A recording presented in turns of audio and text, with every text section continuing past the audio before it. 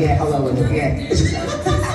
There's no dimming me. We shall not be dimmed.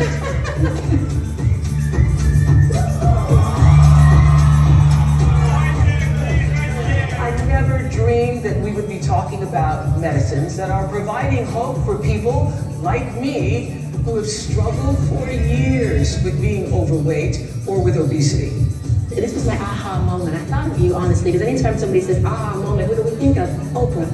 We're going to Graceland. Treasures from Elvis's black box. Wow.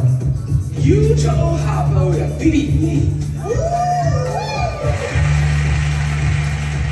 What do you do when everyone is telling you what you need to do? Forget about the name. The only thing you need to do is just be yourself.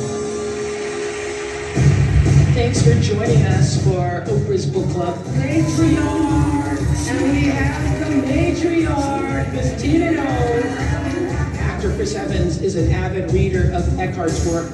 Tell us about your tattoo. I do have an Eckhart tattoo. I know your mother watched the Oprah show every day at 4 o'clock. Sometimes it's just us three. Me, you, and her. Hi there, everybody, and thanks so much for joining me here on the Oprah podcast. You know, Oprah, I have dreamt about the day that I would get to sit down and be with you.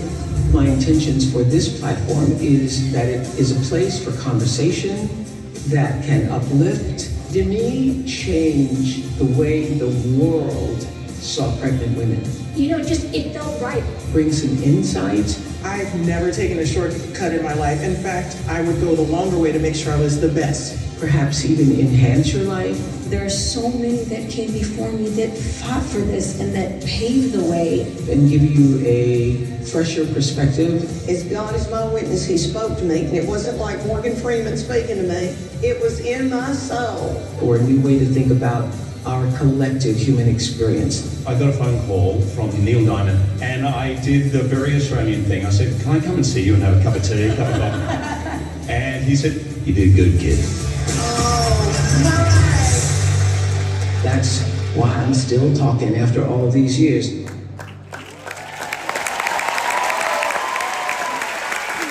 and gentlemen, please put your hands together for the one and only Oprah Winfrey.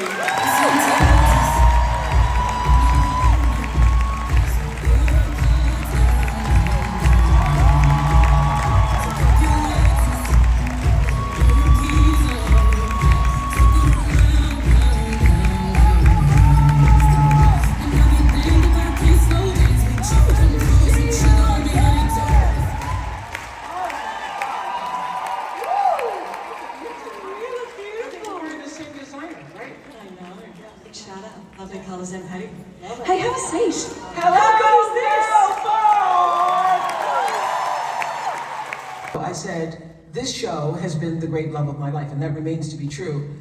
And this is what I know for sure. You can't do anything with greatness unless you have love also. So in order to have anything that's really successful, that comes from the purest, greatest part of yourself, you also need to include love. I was just reading this book, lovely novel called Theo of Golden, and in there's a quote where the author talks about the fact that anything that is, for anything to be good, truly good, he says, Alan Levi, there must be love in it. There must be love for the gift itself, and love for the subject being depicted, or the story being told, and love for the audience, whether the art is, as it was for me, and continues to be, television, or whether it's sculpture, or farming, or teaching, or lawmaking, or medicine, or whatever it is your chosen expression.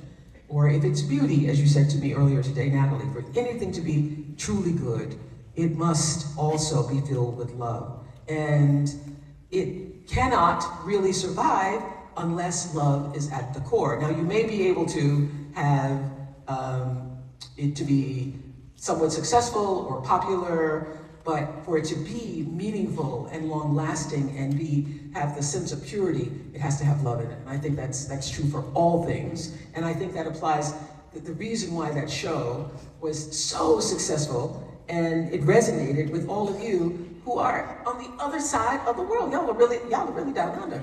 And the reason it did is because there is a commonality in our human shared experience. We all want the same things. And I started to understand and know that early on in the show, because everybody I interviewed always said the same thing. At the end of the show, they would say, "Is that okay? Is that okay? How was that? Good? Good? Was that good?" That's what Obama said to me. Good? Good? Was that good? And Beyonce, after she taught me how to twerk, twerk, twerk, twerk, twerk, she handed me the mic and she said, "Was that okay?" And I go, "You are Beyonce." Yes, it's really fantastic. And not just famous people did that. Every single person in one form or another. And what I learned, because I am an astute observer of human behavior, and one of the reasons why I've never had a day's therapy is because I was paying attention to other people's problems and learned from their problems on the show. And so what I came to understand is that there's a common thread, there's a common denominator in the human experience, Mel, that we all share, and that is every single person wants to know, do you see me? Do you hear me? And did what I say mean anything to you? And you think about this now. Every argument you've ever had is really about that. Every confrontation you've ever had is really about that. All your disagreements are really about that. Do you see me? Are you hearing me? It doesn't even matter. It doesn't matter. And so once you recognize that, you can do what I learned to do with every show. That is one of the reasons why we were #1 all those years, is because I know the person who's, whether they're in the audience or whether they're sitting here next to me, what they're looking for is to know that they were seen and they were heard. And the way to let people know is to say, "Yes, I hear you. I hear what you're saying," and you actually mirror back to them what they just said to you. Especially if you're dealing with kids or people who seem to be, agitated. You say, "I hear you. This is what you're trying to tell me. You're saying you don't want to go, you don't want to be a part of that, you don't want to that. I hear that, but I can't agree with it." At least let the person know that they were heard, because that's what everybody is looking for. So when I realized that, and also understood that there is a power of intention that rules the world. This is my personal philosophy, the rules that I live by. I am Christian, but I am also spiritually intentional.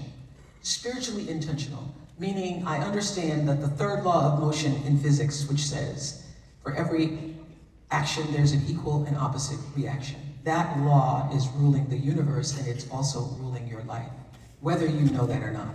So I got that around 1989 while I was doing the show. I read this book called Seat of the Soul by Gary Zukov, and in there he talks about intention being one with the law of cause and effect. The law of cause and effect is just karma. And y'all know karma never loses an address. It may be late, but it does not lose the address. It eventually comes around. And so is the rule of the third law of motion. It's always going to come back to you. So the energy that you're putting out in the world, the thoughts that you're putting, the belief system that you hold, that way of believing in the world, that energy that you're putting out in the world, is what is coming back to you all the time. And it is also, I understood this one day when I was going down on the elevator. Aren't you glad you only have to ask me one question? I can talk right now. Are you thinking, is she going to shut up so I can ask her something else? Anyway, I was thinking this when I was one day, because I would always use the elevator, and I'd go in the elevator and I'd say a little prayer before I'd go on the air, that God would use me and that I would let my ego go and allow the spirit of whatever is good in the world to come through me. And I realized that prayer, that prayerful intention to do good, to be a vehicle, a channel for good in the world, to offer goodness in the world, is what has brought me every single thing into my life. I am where I am because that was the energy that you felt all those years you were watching the show. You felt it, right? You felt it. You felt that it wasn't just a show. You felt that something else was happening on that show. That was intentional. That was intentional. So that's the principle that rules my life. So for every action, there's an equal and opposite reaction. And before there is the action, before you actually take the action, there's an intention behind that action. And that intention is going to determine the outcome. does not fail. And so once I understood that principle, I called all the producers together and I said, we are now going to be an intentional show. Do not bring me any ideas, and this is what you do in your business. This is how this is when your business, your life, your relationships take off, when you are intentional about every choice that you make. So I say, don't bring me your ideas unless you also know what the intention is, so that I know what the intention is, so that I can align with your intention. So my intention and your intention have to line up. And they said, well, what if it's Brad Pitt? It's just Brad Pitt. The intention is Brad Pitt. I said, I accept that.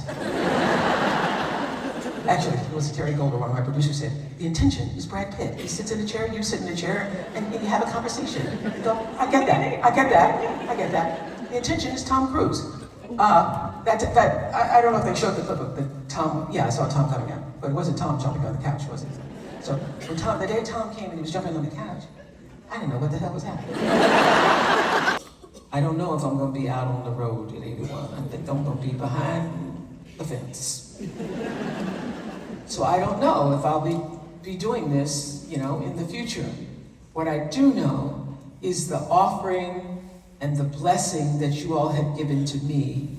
I am here tonight to offer myself, my voice, my understanding of the way life works, in the hope that you meet the rising of your life, and that you do what Maya Angelou said to me when she wrote my poem. She wrote for my 50th birthday a poem, and you can go online and you can read the whole poem. It's called Continue. I don't know if it says online that she wrote it for me, but she did. She wrote it for me for my 50th birthday. Yeah. And she wrote it and had it calligraphied, and it was on a scroll. And she said, in the poem, my wish for you, and this is my wish for you that I offer to you, is that you continue. Continue to be who and how you are, to astonish a mean world with your acts of kindness. Continue to allow humor to lighten the burden of your tender heart.